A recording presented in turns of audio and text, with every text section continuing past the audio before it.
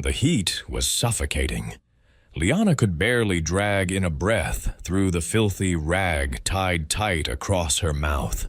Her wrists, raw, burning, bleeding, were bound behind her back so hard she could feel her pulse in the rope.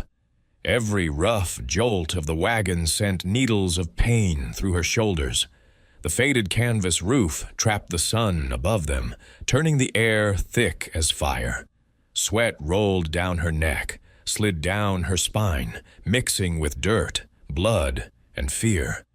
Beside her, Syra slumped against the wooden wall. Her lips were split, eyes glassy, chest rising only in thin, trembling breaths. Ahead, 3 men rode their horses, shouting to one another now and then, laughing sometimes. One said they'd reach the southern border before nightfall. Another bragged about how much money they'd earn for fresh captives. Liana wanted to scream, wanted to tear through the ropes and run until her lungs gave out. But all she could do was sit, bound, bruised, waiting. When the sun was at its cruelest, the wagon stopped beneath a few dying trees. One of the men, the youngest, maybe not even 30, jumped down. His boots cracked the dry earth as he came toward the back.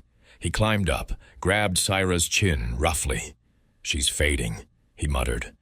"We should check she's still worth the price before we cross." His hand reached for her dress. Liana's heart slammed in her chest. Her voice came out muffled, dry and cracked behind the gag. Still, she forced the words through. "Wait, don't, please." The man turned sharply, startled. She met his gaze. "You don't have to hurt us," she whispered. "We'll do what you ask. Just let us go afterward." For a second, silence. Then laughter. "You think I want that?" he sneered. "You're not for me, sweetheart. You're for the man who pays." He jumped down and walked away, still chuckling. That night, the men drank stolen whiskey and roasted meat over a fire that hissed in the wind. Liana didn't sleep. Neither did Syra. Liana twisted her wrists again and again, working a dull metal shard she'd hidden in her sleeve. It was small, barely sharp enough to slice through fabric, but it was her only hope. The ropes dug deeper. Blood ran warm down her arms, but she stayed silent. Every breath had to be careful. Hours crawled past. The men argued, then their voices softened into drunken snores. Liana kept working until, finally, one wrist came free. She moved to Syra's side, fingers trembling as she cut through the rope on her friend's hands. When they were both loose, the fire had burned to embers. Liana grabbed Syra's hand, and they slipped away into the darkness. The night bit at their skin. Thorns tore what was left of their clothes, but they didn't stop. They ran barefoot through the brush, bleeding, gasping, desperate. Every sound was a threat. Every rustle felt like a gun cocking in the dark.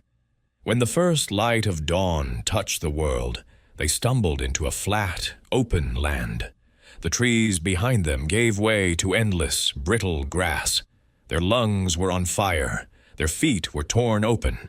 They collapsed beside a fallen log, panting. The sun climbed quickly, merciless.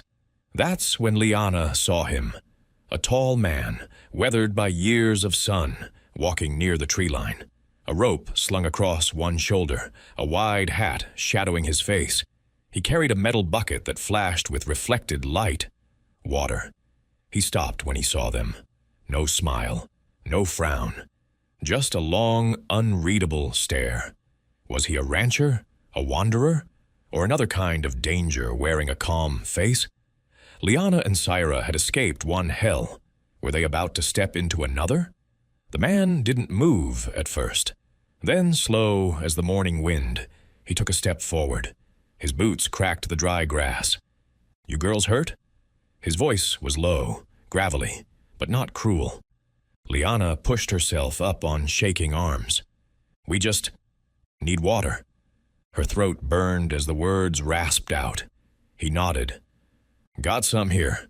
Ain't cold, but it'll do." He crouched, set the bucket down between them. Syra reached first, trembling, took a sip, and then broke into tears. The man turned his eyes away, politely. "You running from someone?" he asked quietly. Liana hesitated. Syra spoke instead. "3 men. They said they'd give us work. They lied." The man's jaw flexed. He looked toward the forest, then back at them. "You girls alone now?" "We think so," Liana whispered. That's when the sound came. Hoofbeats, fast, furious, closing in. A rider burst through the brush, dust spraying behind him. His shirt hung open, his face red from anger. Or drink. His gaze snapped to the 2 girls, then to the man with the bucket. "You got something of mine?" he barked. The stranger didn't flinch. "Don't reckon I do." The rider swung off the horse, pulling his revolver. "Back off. Those 2 belong to me." Syra gasped. Liana's hand closed around a rock. The stranger moved quicker than breath. One smooth motion, pistol drawn. The gunshot echoed like thunder. The rider screamed, dropped his weapon, clutching his bleeding shoulder. The man stepped closer. "No one owns anybody out here." He kicked the revolver away, emptied the bullets into the dust. "Tell your friends, if they come for these girls, they'll answer to me." The wounded man scrambled to his horse and fled. The stranger turned back to Liana and Sarah. "Name's Ronan. My ranch is a few miles that way. You can rest there till you figure what comes next." They followed. He had just saved their lives, though none of them yet knew what kind of pain he carried himself. Ronan's ranch sat at the edge of a dry ridge.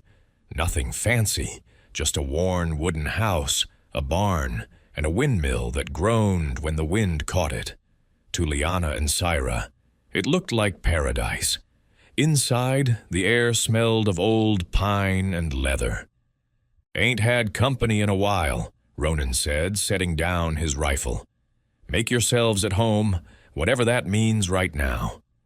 He handed them 2 clean shirts from a peg, soft, faded cotton. "They'll be big, but they're clean." Syra went to change. When she returned, both women were swimming in fabric, smiling weakly for the first time since the wagon. Ronan poured water into tin cups, passed them over. Then he sat down, arms folded. "You girls got names?" "Liana," she said hoarsely. "This is Syra." "Ronan Vale," he replied with a slow nod. "Folks used to call me Vale, but most folks don't come around anymore." He didn't ask questions, didn't push. He just started cutting dried meat into strips. "You're safe here," he said, "at least for now." That night, they sat on the porch as the sky melted into orange and violet. Syra tucked her legs under her. Liana wrapped her arms around the shirt. Ronan lit a cigarette, watching the sun disappear behind the hills. "Used to have a wife," he said softly. "Didn't take to the silence out here. Said it made her feel small." "She left?" Liana asked.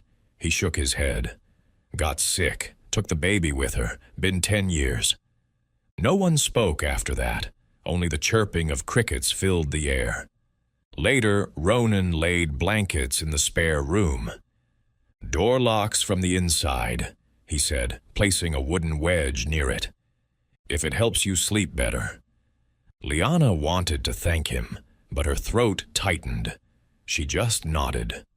Outside, Ronan looked up at the stars. 2 strangers had wandered into his lonely world, and somehow it didn't feel so empty anymore. But peace doesn't last forever. 3 shadows were already riding through the night, one clutching a bandaged shoulder. Hey, if you're still watching right now, maybe you're like me. You love stories that burn slow, Stories with pain, grit, and quiet hope. So before we go any further, hit that subscribe button. Like this video if it made your heart race a little, and drop a comment. What would you have done if you were in Liana's place? The next morning, Ronan woke before dawn. The air was already warm. Dust hung over the land like smoke. He sipped his coffee on the porch, shotgun resting beside him. Something felt wrong. Then he saw them. 3 riders moving slow along the trail. One slouched in the saddle, clutching his left arm. Ronan's jaw tightened. He turned inside. "Girls, get up. Now." Within minutes, Liana and Sarah were awake, fear in their eyes. He opened a locked chest, handed each of them a small revolver.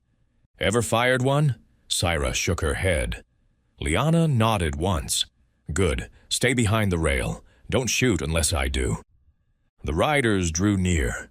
The injured one spat in the dust. "You got something of ours," he growled. Ronan didn't blink. "Funny, that's what your buddy said yesterday."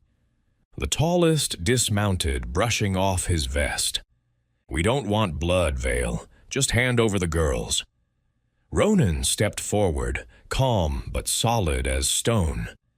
"You're outnumbered, and you're out of your depth." The injured man drew first. Ronan ducked. 2 quick shots cracked through the morning. One man dropped. Another dove for cover. Sarah screamed. Liana raised her gun, trembling. Dust swirled around them. When the noise died, 2 men were down, one crawling away. Ronan stood, chest rising slow. "You're lucky I ain't the hanging type," he said coldly. He stepped inside, returned with a leather pouch, and tossed it in the dirt. "Take it, more than they're worth. Now get off my land." The survivors snatched the gold, mounted up, and vanished. Liana stared. "You paid them?" Ronan nodded. "I don't like blood on my porch." After that day, something changed. The ranch wasn't silent anymore. It was alive. Sarah rose early to feed the chickens. Liana swept the porch every morning. Ronan fixed fences, tended horses, kept to himself. But the way he looked at them had softened. One golden evening, as the sun painted the sky, the 3 sat shelling peas together. No one spoke for a long time. Sarah finally smiled. "You ever think maybe we were meant to find this place?" Ronan chuckled. "Maybe not meant to, but I'm glad you did." Liana looked toward the horizon. "I lost everything. My home, my name. But here, with you, with her, I feel like I got a chance again."